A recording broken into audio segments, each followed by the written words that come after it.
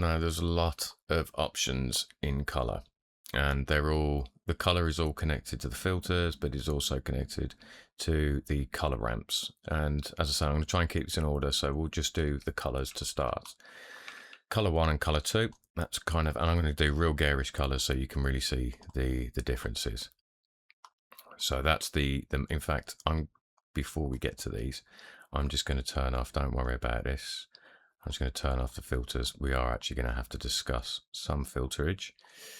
Right, so now we've just got the main color, the base color, which is now blue and purple. And color 2, sorry, orange and browny purple.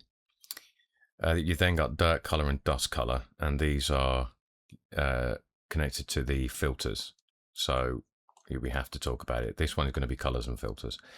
So once you've got your colors, you can pick a dust color, go into filters, pick it from, there's dirt, filter and dust. We'll just do dust for now. And that's the amount. So if I slide in the dust, and that is white, we can make it whiter. And all their controls again for the filter are here. So your roughness, all that shenanigans. It's a noise filter clearly. And so what you can do with this, you can really start to layer, wrong one, start to layer some colors over one another, and it gives it that much more random rocky feel. And we can add some dirt. Bearing in mind, dirt is based on a multiply color ramp, mixed color, and dust is going through screen. So only these two colors are necessary. But dark colors for dirt, light colors for dust. So now if we go to the dirt filter, we can bring that in. I'm not sure. Let's pick something clearly. All right, you can kind of see it at the bottom there. But again, the filters are all here as well. So we don't need the roughness. We can probably scale it up a bit. Yeah, so that's those two filters, and there are filters for everything. So we can, that's actually strange. I don't know why that's coming out. Let me just check the color ramp of dirt. Dirt. Oh, that's very strange. Oh, that's why. Okay, yeah. So again, we'll be messing with the color ramps when we get there. All right, so let's not have such a horrible color. You get it now. There we go. All right. So, and then you've got edge wear, and there's two. There's edge wear and edge wear top. Dependent on the edges. I mean, this one, it's not so clear. Let me make dark colors.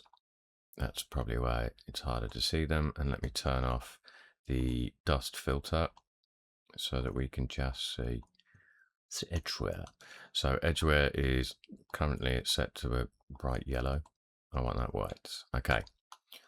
And now those harsh edges that we added, they've got a bit of dust, I guess you could call it. And the reason there's two is because if I just had edgeware, this is at the very bottom of the color pile, and the color ramps will affect this. We'll get to that. In fact, let me just make it so it is a bit more visible.